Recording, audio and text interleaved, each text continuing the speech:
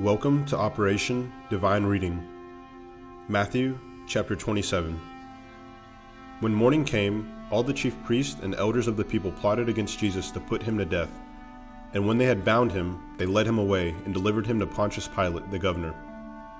Then Judas, his betrayer, seeing that he had been condemned, was remorseful and brought back the 30 pieces of silver to the chief priests and elders, saying, "I have sinned by betraying innocent blood." And they said, "What is that to us? You see to it." Then he threw down the pieces of silver in the temple and departed, and went and hanged himself. But the chief priests took the silver pieces and said, "It is not lawful to put them into the treasury, because they are the price of blood." And they consulted together and bought with them the potter's field, to bury strangers in. Therefore that field has been called the field of blood to this day. Then was fulfilled what was spoken by Jeremiah the prophet, saying, "And they took the 30 pieces of silver, the value of him who was priced, whom they of the children of Israel priced, and gave them for the potter's field, as the Lord directed me." Now Jesus stood before the governor, and the governor asked him, saying, "Are you the king of the Jews?" Jesus said to him, "It is as you say." And while he was being accused by the chief priests and elders, he answered nothing. Then Pilate said to him, "Do you not hear how many things they testify against you?" But he answered him not one word, so that the governor marveled greatly. Now at the feast the governor was accustomed to releasing to the multitude one prisoner whom they wished. And at that time they had a notorious prisoner called Barabbas. Therefore, when they had gathered together, Pilate said to them, "Whom do you want me to release to you, Barabbas or Jesus who is called Christ?" For he knew that they had handed him over because of envy. While he was sitting on the judgment seat, his wife sent to him, saying, "Have nothing to do with that just man, for I have suffered many things today in a dream because of him."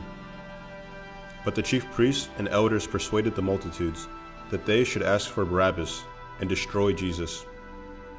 The governor answered and said to them, "Which of the two do you want me to release to you?" They said, "Barabbas." Pilate said to them, "What then shall I do with Jesus who is called Christ?" They all said to him, "Let him be crucified." Then the governor said, "Why? What evil has he done?" But they cried out all the more, saying, "Let him be crucified."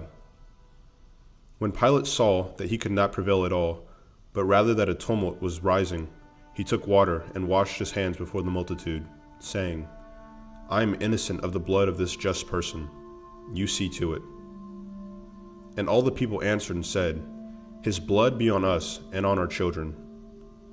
Then he released Barabbas to them, and when he had scourged Jesus, he delivered him to be crucified. Then the soldiers of the governor took Jesus into the praetorium and gathered the whole garrison around him. And they stripped him and put a scarlet robe on him. When they had twisted a crown of thorns, they put it on his head, and a reed in his right hand. And they bowed the knee before him and mocked him, saying, "Hail, King of the Jews!" Then they spat on him and took the reed and struck him on the head. And when they had mocked him, they took the robe off him, put his own clothes on him, and led him away to be crucified. Now as they came out, they found a man of Cyrene, Simon by name. Him they compelled to bear his cross.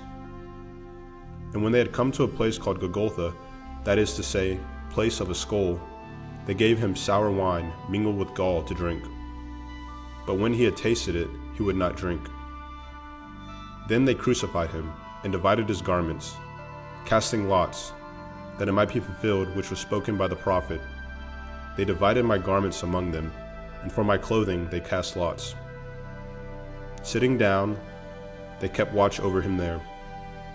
And they put up over his head the accusation written against him, "This is the Jesus, the King of the Jews."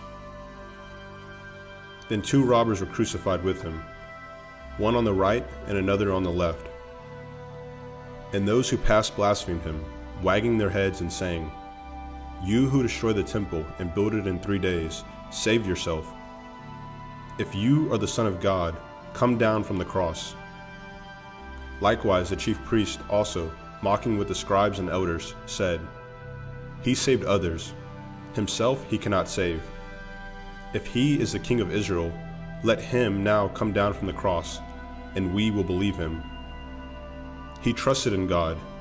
Let him deliver him now if he will have him. For he said, 'I am the Son of God.'" Even the robbers who were crucified with him reviled him with the same thing. Now from the 6th hour until the 9th hour there was darkness over all the land. And about the 9th hour Jesus cried out with a loud voice, saying, "Eli, Eli, lama sabachthani?" That is, my God, why have you forsaken me?" Some of those who stood there, when they heard that, said, "This man is calling for Elijah." Immediately one of them ran and took a sponge, filled it with sour wine, and put it on a reed, and offered it to him to drink.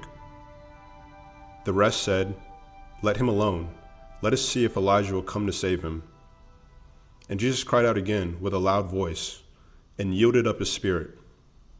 Then, behold, the veil of the temple was torn in two from top to bottom, and the earth quaked, and the rocks were split, and the graves were opened, and many bodies of the saints who had fallen asleep were raised.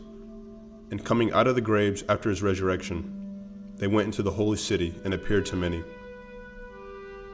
So when the centurion and those with him who were guarding Jesus saw the earthquake and the things that had happened, they feared greatly, saying, "Truly, this was the Son of God." And many women who followed Jesus from Galilee, ministering to him, were there looking on from afar, among whom were Mary Magdalene, Mary the mother of James and Joseph, and the mother of Zebedee's sons. Now when evening had come, there came a rich man from Arimathea, named Joseph, who himself had also become a disciple of Jesus. This man went to Pilate and asked for the body of Jesus. Then Pilate commanded the body be given to him. When Joseph had taken the body, he wrapped it in a clean linen cloth, and laid it in his new tomb, which he had hewn out of the rock. And he rolled a large stone against the door of the tomb, and departed. And Mary Magdalene was there, and the other Mary, sitting opposite the tomb.